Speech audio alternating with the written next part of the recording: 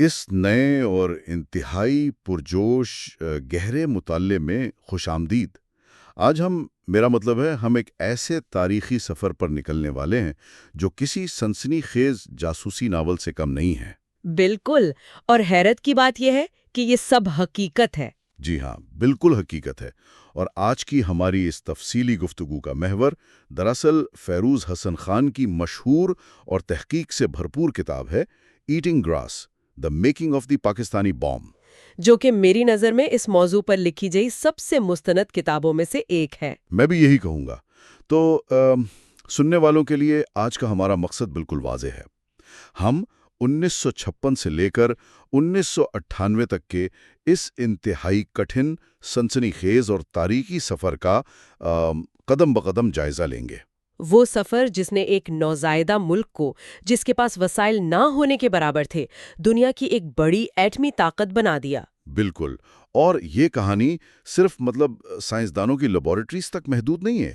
اس میں عالمی سیاست، خفیہ انٹیلیجنس آپریشنز اور بقا کی ایک انوکھی جدوجہد بھی شامل ہے۔ دیکھیں، اگر ہم اس پورے سفر کا فوجی اور اسٹریٹجک زاویے سے تجزیہ کریں تو یہ محض ٹیکنالوجی کے حصول کی کہانی ہرگز نہیں ہے۔ جی، اس سے کہیں بڑھ کر ہے۔ بالکل، یہ عالمی پابندیوں، شدید دباؤ اور قومی بقا کی ایک ایسی جنگ ہے جس میں ایک قوم نے واقعی گھاس کھانے کا عزم کیا۔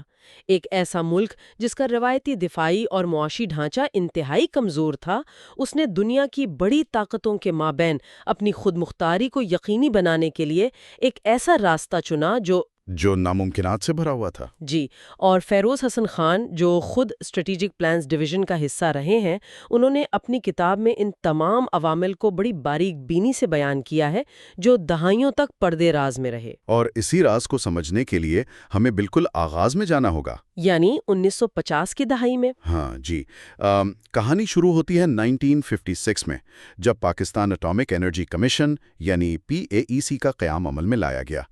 تو کیا اس وقت واقعی کوئی ایٹمی ہتھیار بنانے کا ارادہ تھا؟ دراصل بالکل نہیں۔ 1950 اور 1960 کی دہائیوں میں امریکی صدر آئزن ہاور کے ایٹمز فار پیس پروگرام کے تحت ایٹمی ٹیکنالوجی تک رسائی تو ملی، لیکن اس وقت کے صدر ایوب خان، وہ تو ایٹمی ہتھیاروں کی دوڑ میں پڑنے سے بالکل گریزاں تھے۔ میں سمجھتی ہوں ان کا نقطہ نظر اس حوالے سے بالکل مختلف تھا۔ ایک فوجی حکمران ہونے کے باوجود ان کا ماننا تھا کہ جب تک ملک معاشی طور پر اپنے پاؤں پر کھڑا نہیں ہوتا، ایسی کسی مہنگی دوڑ کا حصہ بننا معاشیت کے لیے تباہ کن ہو سکتا ہے۔ ان کی پوری توجہ ملک کی معیشت اور صنعتی ترقی پر تھی۔ جی، انہوں نے سائنسدانوں کو سختی سے صرف پرامن مقاصد تک محدود رکھا۔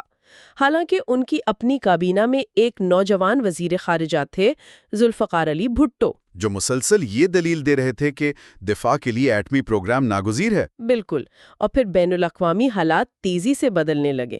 1964 میں جب چین نے اپنا پہلا ایٹمی دھماکہ کیا تو خطے کا اسٹریٹجک توازن بگڑ گیا۔ اور بھارت نے فوراً اپنے ایٹمی پروگرام کو تیز کر دیا۔ جی ہاں، اس بدلتے ہوئے منظر نامے میں پاکستان کی سویلین اور ملٹری بیوروکریسی کے اندر ایک واضح خلیج پیدا ہونا شروع ہو گئی تھی کہ کیا معیشت کو ترجیح دی جائے یا قومی سلامتی کے اس نئے تقاضے کو پورا کیا جائے۔ چلیں اس بات کی تہ تک پہنچتے ہیں، کیونکہ اصل تصادم اور سوچ کا رخ 1965 کی جنگ کے بعد بدلا ہے نا؟ بالکل، 1965 کی جنگ نے بہت کچھ بدل کر رکھ دیا۔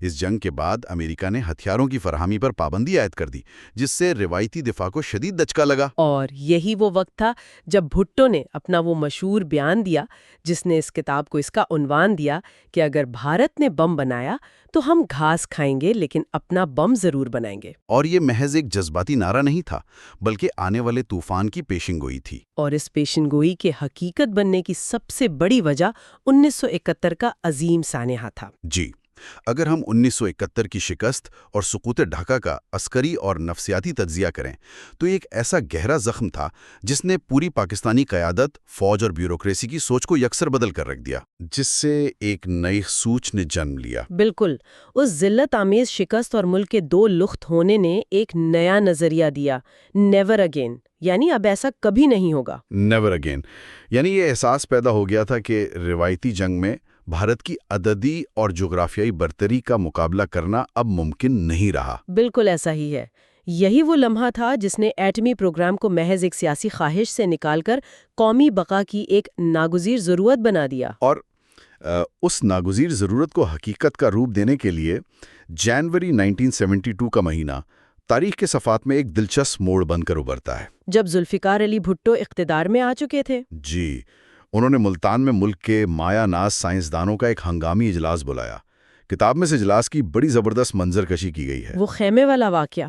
ہاں، تصور کریں کہ ملک کے صف اول کے سائنسدان ایک خیمے میں جمع ہیں اور وہاں کا ماحول کسی مچھلی منڈی جیسا تھا۔ بالکل، ہر طرف سے جذبات اور دعووں کی آوازیں آ رہی تھیں۔ کوئی سائنسدان جوش میں کہہ رہا تھا کہ بم 5 سال میں بنے گا، تو کوئی دعویٰ کر رہا تھا کہ صرف 3 سال میں ہم یہ کر دکھائیں گے۔ بھٹو نے اس بکھری ہوئی توانائی کو ایک واضح مشن میں تبدیل کر دیا۔ اس سے ایک اہم سوال پیدا ہوتا ہے کہ کیا صرف ایک جذباتی اجلاس سے اتنے بڑے منصوبے کی بنیاد رکھی جا سکتی تھی؟ ظاہر ہے صرف جذبات کافی نہیں تھے۔ اس عمل میں اصل تیزی اور ہنگامی نوعیت 1974 میں آئی، جب بھارت نے اسمائلنگ بدھا کے نام سے اپنا ایٹمی دھماکہ کر دیا۔ اس دھماکے نے تو عالمی سطح پر تہلکہ مچا دیا تھا۔ بالکل، مغرب کو اچانک احساس ہوا کہ ایٹمی ٹیکنالوجی کا پھیلاؤ روکا نہیں جا سکتا۔ نتیجے کے طور پر دنیا بھر میں نیوکلیئر ایکسپورٹ کنٹرولز انتہائی سخت کر دیے گئے اور لنڈن کلب جیسے گروہ وجود میں آ گئے ہیں، جس کا سب سے بڑا نقصان پاکستان کو ہوا۔ جی، منیر احمد خان کی قیادت میں PAEC جس پلوٹونیم کے راستے پر چل رہی تھی، اس پر اچانک پہرے بیٹھ گئے۔ اور وہ جو فرانس کے ساتھ چشمہ ری پروسیسنگ پلانٹ کا معاہدہ ہو چکا تھا، وہ بھی کھٹائی میں پڑ گیا۔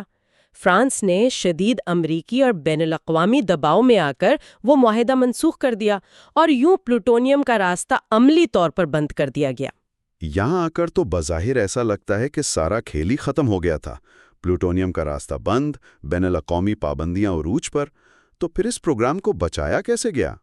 یہ وہ مقام ہے جہاں ڈاکٹر AQ خان کی انٹری ہوتی ہے۔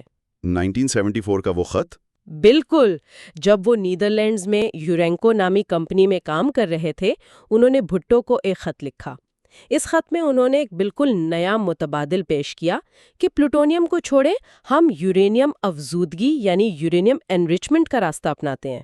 یہ تو ایک زبردست اسٹریٹیجک فیصلہ تھا۔ فرانسیسی معاہدہ منسوخ ہونے کے بعد پاکستان کے پاس کوئی دوسرا راستہ بچا بھی نہیں تھا۔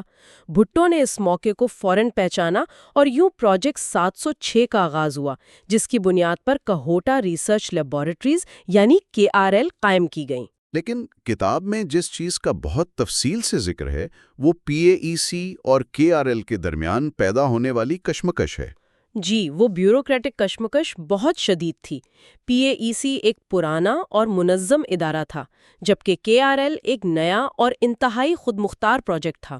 دونوں کے درمیان فنڈز، وسائل اور سائنسدانوں کو لے کر ایک سرد جنگ جاری رہتی تھی۔ بالکل، تاہم بعد میں آنے والے صدر ضیاء الحق نے اس کشمکش کو ختم کرنے کے بجائے اسے ایک پیداواری مسابقت میں بدل دیا۔ ایک طرح کا مقابلہ؟ جی، اس کا فائدہ یہ ہوا کہ اگر ایک ادارہ کسی ٹیکنیکل رکاوٹ کا شکار ہوتا تو دوسرا ادارہ کام جاری رکھتا۔ یہ ایک طرح کا قومی فیل سیف میکنزم بن گیا تھا۔ یہاں آ کے بات واقعی بہت دلچسپ ہو جاتی ہے، کیونکہ جب آپ کے خلاف پوری دنیا کی انٹیلیجنس ایجنسیاں کھڑی ہوں اور چھوٹے سے چھوٹا پرزہ امپورٹ کرنا ناممکن ہو، تو پھر آپ تجربات کیسے کرتے ہیں؟ یہ ایک بہت بڑا چیلنج تھا۔ جی، اور یہاں کتاب ایک اور زبردست پہلو اجاگر کرتی ہے، مقامی جگاڑ کی تہذیب۔ وہ بہت دلچسپ حصہ ہے۔ مغربی ممالک نے جب ری ایکٹرز اور سینٹریفیوجز کے لیے بنیادی آلات دینے سے انکار کر دیا تو پاکستانی سائنسدانوں نے ہمت نہیں ہاری۔ ڈاکٹر اشفاق احمد کا وہ مشہور واقعہ کتاب میں درج ہے کہ جب سنساز مشینوں کو چلانے کے لیے پرزے نہ ملے تو ان کے انجینئرز نے مشینوں کو جوڑنے کے لیے عام سائیکل کی چین تک استعمال کی۔ یہ واقعی حیران کن ہے۔ لیکن دیکھیں، صرف لیبارٹری کے اندر جگاڑ کام نہیں آ سکتا تھا۔ اس پروگرام کو چلانے کے لیے یورپ اور دنیا بھر میں ایک انتہائی منظم اور خفیہ گرے مارکیٹ کا نیٹ ورک قائم کیا گیا۔ خاکی مارکیٹ، جس میں ایسے بٹ جیسے افراد نے کلیدی کردار ادا کیا۔ بالکل، جب مغربی انٹیلیجنس ایجنسیاں جیسے CIA اور MI6 پاکستان کی سپلائی لائنز کاٹنے کی کوشش کر رہی تھیں تو اس نیٹ ورک نے ڈمی کارپوریشنز بنائیں اور ضروری آلات کو حصوں میں توڑ کر مختلف ممالک کے راستے سمگل کیا۔ ایک ایسی خطرناک آنکھ مچولی جس میں ایک چھوٹی سی غلطی مطلب پورے ملک پر سخت ترین پابندیوں کا باعث بن سکتی تھی۔ یہ کوئی عام خریداری نہیں تھی، بلکہ بین الاقوامی قوانین کے ان خلاؤں کا استعمال تھا جنہیں مغرب خود نظر انداز کر چکا تھا۔ اور اس جاسوسی اور سائنسی جدوجہد کا پہلا بڑا نتیجہ مارچ 1983 میں سامنے آیا۔ کرانہ ہلز میں۔ جی، یہ وہ وقت تھا جب کرانہ ہلز کے پہاڑوں میں ڈاکٹر سمر مبارک مند کی سربراہی میں PAEC نے اپنا پہلا کامیاب کولڈ ٹیسٹ کیا۔ اب عام سننے والوں کے ذہن میں آئے گا کہ یہ کولڈ ٹیسٹ کیا بلا ہے؟ دراصل یہ ایک ایسا تجربہ تھا جس میں پلوٹونیم یا یورینیم جیسے حقیقی ایٹمی مواد کے بغیر بم کے میکانزم اور دھماکہ خیز ٹریگر کو ٹیسٹ کیا گیا۔ اور یہ 100% کامیاب رہا، یعنی تکنیکی طور پر پاکستان 1983 میں ہی ایٹمی صلاحیت حاصل کر چکا تھا، لیکن پوری دنیا اس سے بے خبر تھی۔ اگر ہم اسے وسیع تر تناظر میں دیکھیں تو یہ سوال اٹھتا ہے کہ کیا واقعی امریکی انٹیلیجنس اتنی بے خبر تھی؟ یہ ایک بہت اہم نقطہ ہے۔ حقیقت یہ ہے کہ 1980 کے دہائی کی جغرافیائی سیاست پاکستان کے حق میں تھی۔ سوویت یونین افغانستان میں داخل ہو چکا تھا اور امریکی صدر رونلڈ ریگن کی انتظامیہ کو سوویت فوجوں کا مقابلہ کرنے کے لیے پاکستان کی اشد ضرورت تھی۔ تو ایک غیر اعلانیہ مفاہمت موجود تھی؟ بالکل۔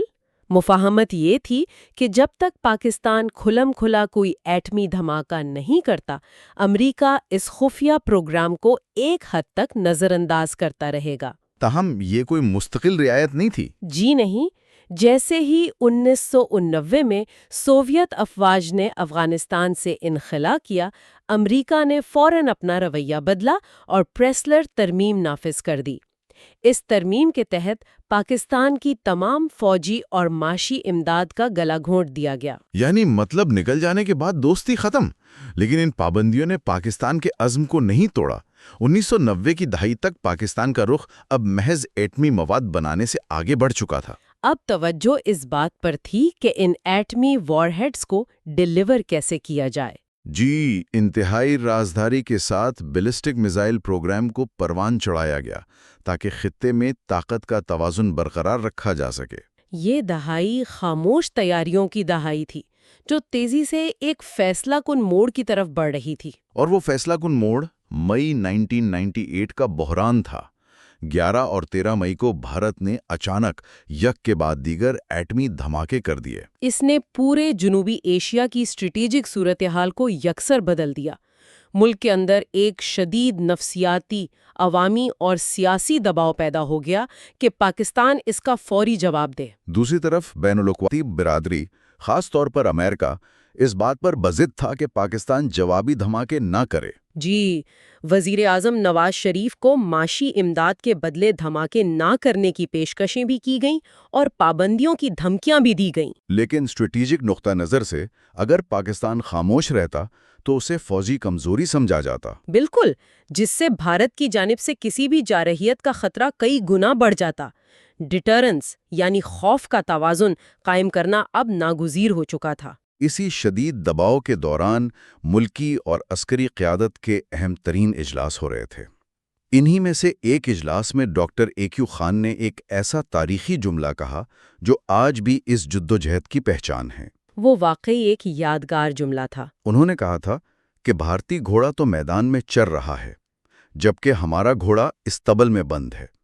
میرے گھوڑے کو کھلے میدان میں جانے دیں۔ اس جملے میں وہ بےتابی اور اعتماد جھلک رہا تھا جو پچھلی 4 دہائیوں کی محنت کا نچوڑ تھا۔ اور بالآخر تمام معاشی خطرات کے باوجود ملکی سلامتی کو ترجیح دی گئی۔ جی، وزیر اعظم نواز شریف نے ڈاکٹر اشفاق احمد کو حتمی حکم دیا کہ دھماکہ کر دے۔ اس حکم کے ساتھ ہی بلوچستان کے چاغی کے پہاڑوں اور خاران کے صحرا میں تیاریاں عروج پر پہنچ گئیں۔ اور پھر 28 مئی اور اس کے بعد 30 مئی کو سمر مبارک مند کی ٹیم نے وہ تاریخی بٹن دبایا۔ اس لمحے کی منظرکشی آج بھی رونگٹے کھڑے کر دیتی ہے، جب ایک زوردار دھماکے سے وہ پورا پہاڑ ہلا اور بے پناہ حرارت سے اس کا رنگ بالکل سفید پڑ گیا۔ وہ ایک قوم کی بقا کی حتمی کامیابی کا اعلان تھا۔ تو آخر اس سب کا مطلب کیا ہے؟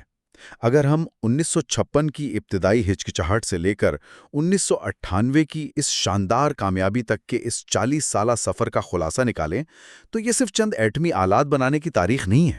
یہ اس سے بہت بڑی بات ہے۔ جی، یہ ثابت کرتی ہے کہ جب کسی ملک کے وسائل نہ ہونے کے برابر ہوں، پوری دنیا کی ٹیکنالوجی کے دروازے بند ہوں اور سخت ترین پابندیاں عائد ہوں، تب بھی اگر قومی ارادہ مضبوط ہو اور سائنسی مہارت کو سیاسی سرپرستی حاصل ہو تو ناممکن کو ممکن بنایا جا سکتا ہے۔ بالکل درست۔ سننے والوں کے لیے اس مطالعے میں یہ واضح سبق موجود ہے کہ قومی سطح پر کیے گئے بڑے فیصلوں کے پیچھے کتنے گہرے تصویراتی، معاشی اور نفسیاتی محرکات کارفرما ہوتے ہیں۔ اور اس پورے تاریخی اور تفصیلی جائزے کا اختتام میں ایک ایسے سوال پر کرنا چاہوں گی جو اسی گھاس کھانے کی نفسیات کو آج کے دور سے جوڑتا ہے۔ جی ضرور۔ ہم نے دیکھا کہ 20ویں صدی میں قومی بقا اور خود مختاری کی حتمی علامت ایٹمی ہتھیار تھے۔ اس حتمی ہتھیار کو حاصل کرنے کے لیے قوموں نے ہر طرح کی قربانی دی۔ بالکل۔ لیکن آج کے اس جدید دور میں جہاں روایتی جنگوں کی جگہ مصنوعی ذہانت اور سائبر وارفیئر نے لے لی ہے، وہ کون سا نیا حتمی ہتھیار ہو سکتا ہے جس کے حصول کے لیے آج کی قومیں نئے دور میں گھاس کھانے پر مجبور ہو سکتی ہیں؟ یہ تو واقعی ایک بہت گہرا سوال ہے۔ کیا مستقبل کی جنگوں کا فیصلہ ایٹمی لیبارٹریوں میں ہوگا یا پھر سرور رومز اور ڈیٹا سینٹرز میں؟ کیا کمال کی سوچ ہے یہ! واقعی تاریخ اپنے آپ کو دہراتی تو ہے، مگر ہر بار ایک نئے روپ میں۔ خیر، امید ہے اس گہرے مطالعے نے تاریخ کے ان خفیہ اور انتہائی اہم ابواب کو سمجھنے میں مدد دی ہوگی۔ مجھے بھی یہی امید ہے۔ ہم جلدی ایک اور نئے اور دلچسپ موضوع کے ساتھ حاضر ہوں گے۔ تب تک کے لیے سوچتے رہیے اور سوال اٹھاتے رہیے۔ خدا حافظ۔ خدا حافظ۔